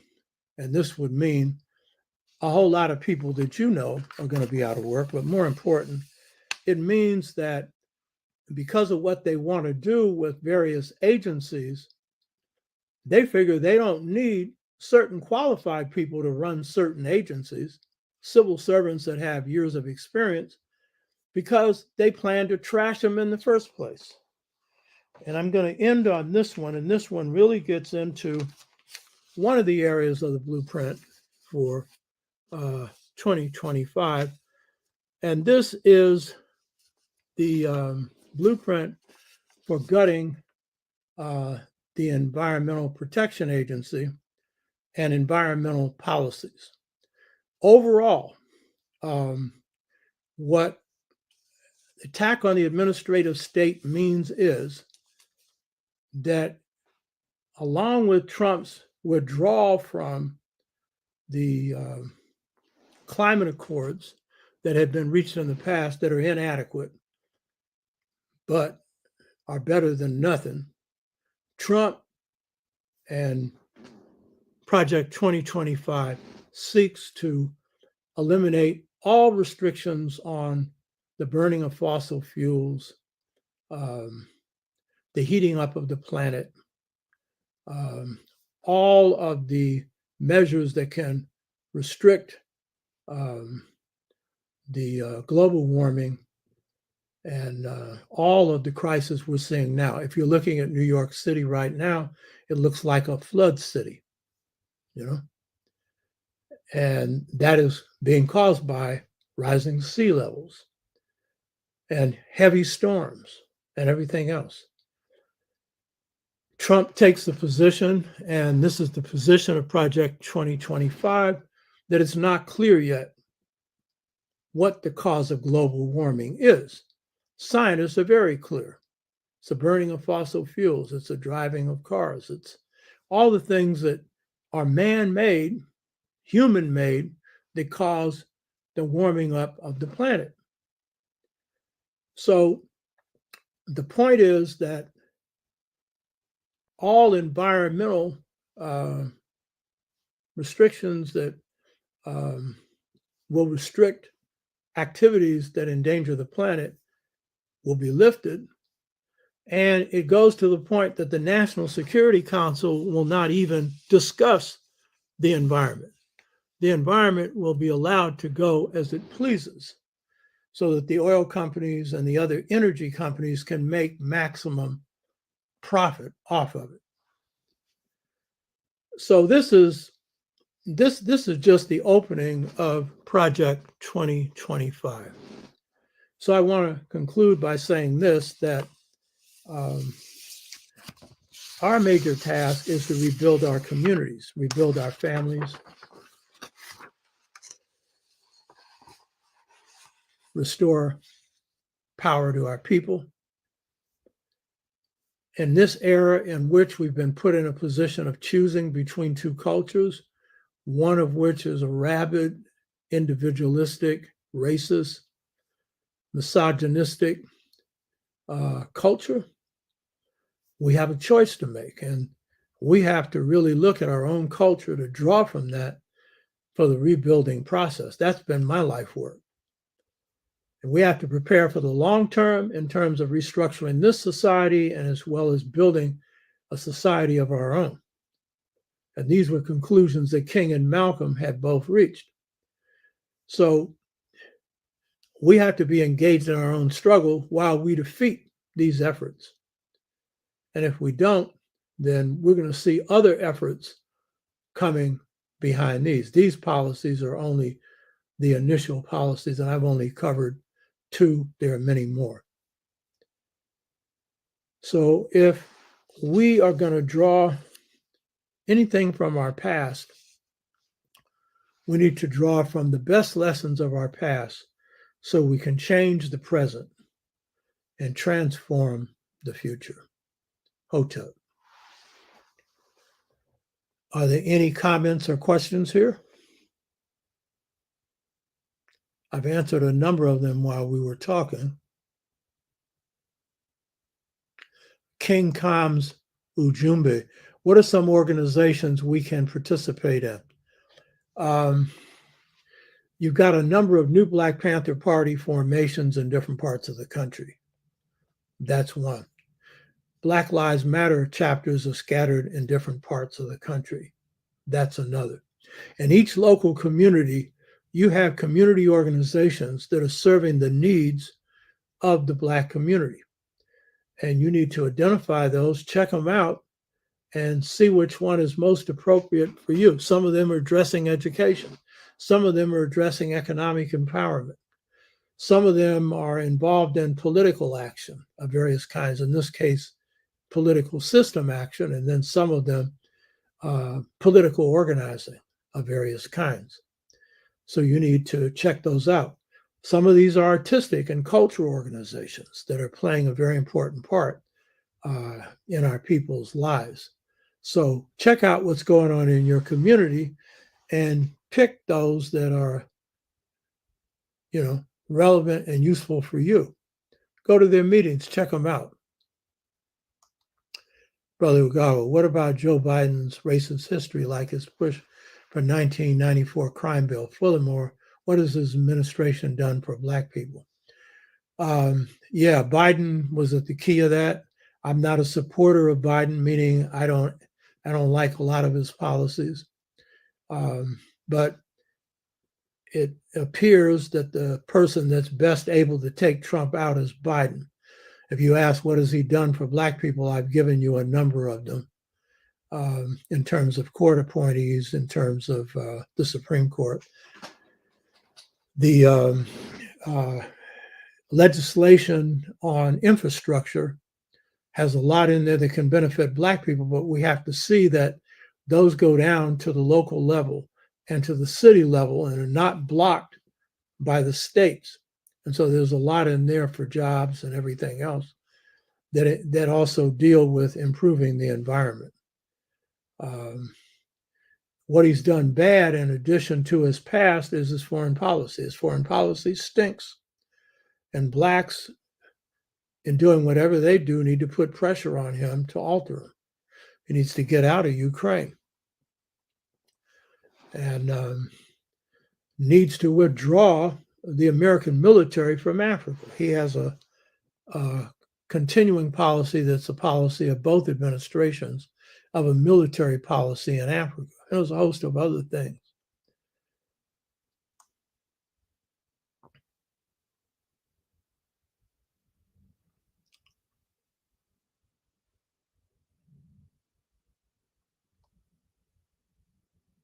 Chad Jomo Kenyatta to centralize schools' workforce training and kids' education in the same institute like aerospace.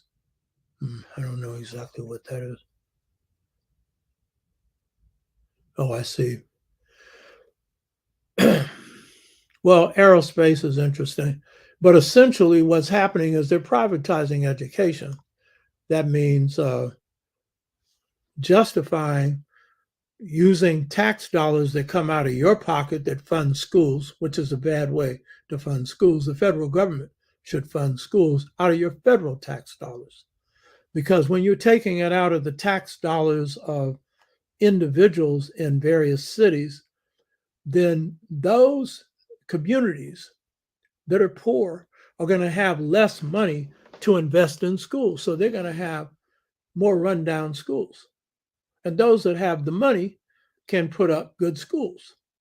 That should be a federal responsibility. And then when they take Black communities and brown communities that are living at levels of poverty and then take their money and shift it into charter or private schools, then they're further stripping the Black community of anything that can serve their ability, because charter schools perform no better than public schools. And what we need to do in our communities is fight to control our schools. I've done a series on this.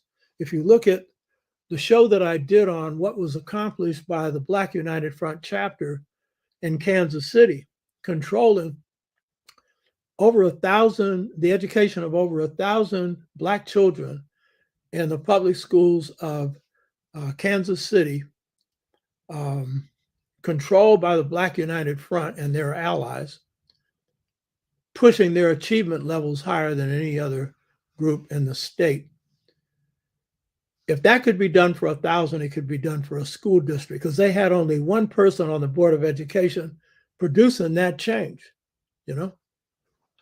So that's another area that we need to fight. Build our own schools, especially build after-school programs,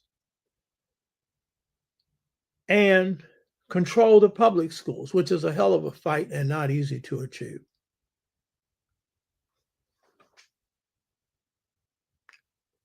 Ogawa was talking about the opposition by Wall Street to FDR. That was another reason for these think tanks making their moves, including the Heritage Foundation, to overturn the gains of the New Deal. King Kams Ujumbe. I teach government and we focus too much on the person and not policy. That's true.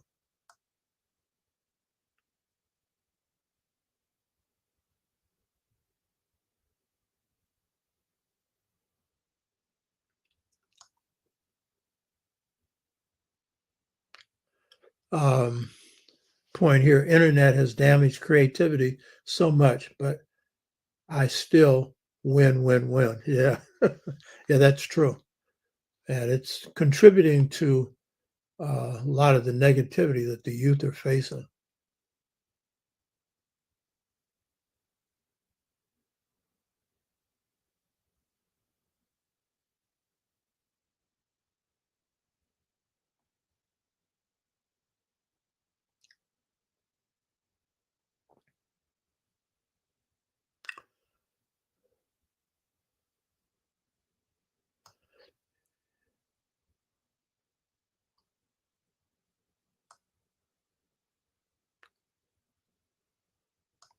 Let's see if there's anything on the bottom here.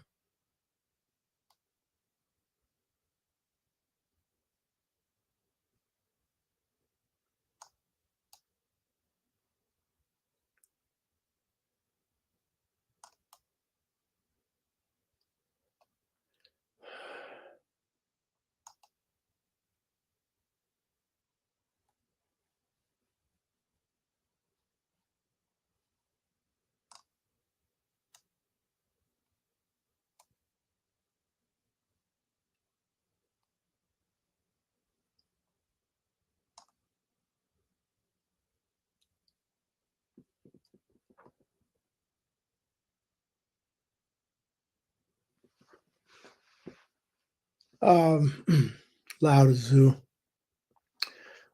Question, have you produced enough or capable of ramping up producing Art of War 2 and 1 for training organizing? You mean the Art of Leadership? Yeah. I'm going to republish volume 2 and do some other things with it. But yes, I am. And I'm aligning with some other folks to do some leadership training on a separate site around organizing, which won't just be me doing training, but intergenerational training. Yeah.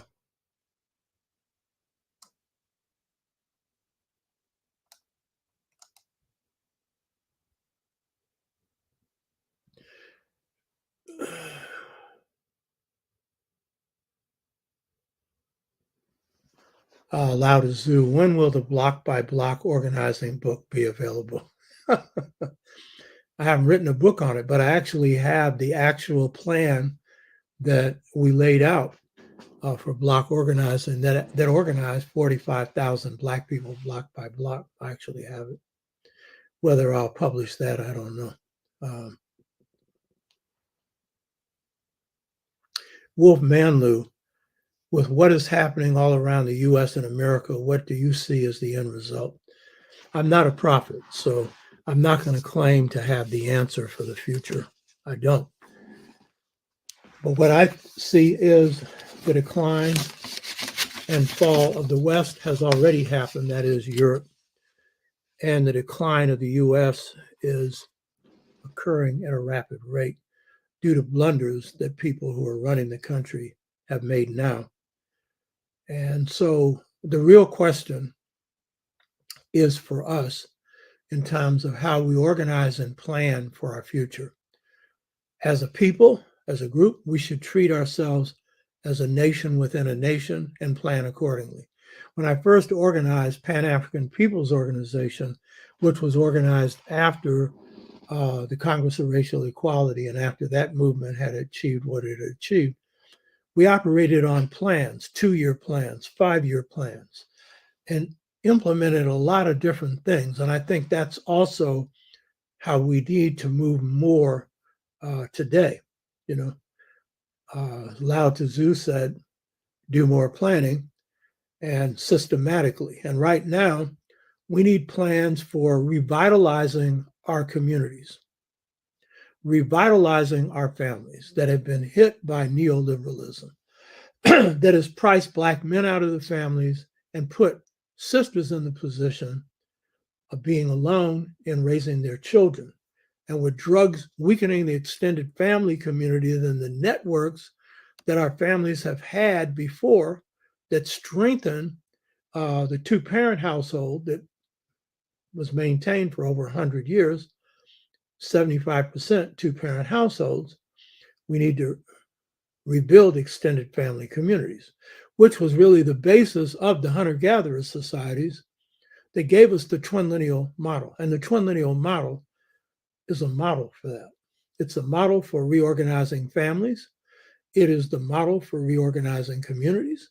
It is the model for reorganizing nations. And by the way, it's not only a model good for Black people, it's a model good for anyone who wants a just family system. And for anyone that wants to see women, children, and elders treated right. And for Black men treated right. Because the Black man's level is determined by the level of the Black woman. If she's high, we will be high. Whites have operated on a different principle. They could step on the world, mess it up, and privilege a few white males who ran everything, give a few crumbs to the others, step on their women, and still stay in power. That day's over. The white family is disintegrating. That's another category that Project 2025 claims to address, but really doesn't. So family reorganization is really key.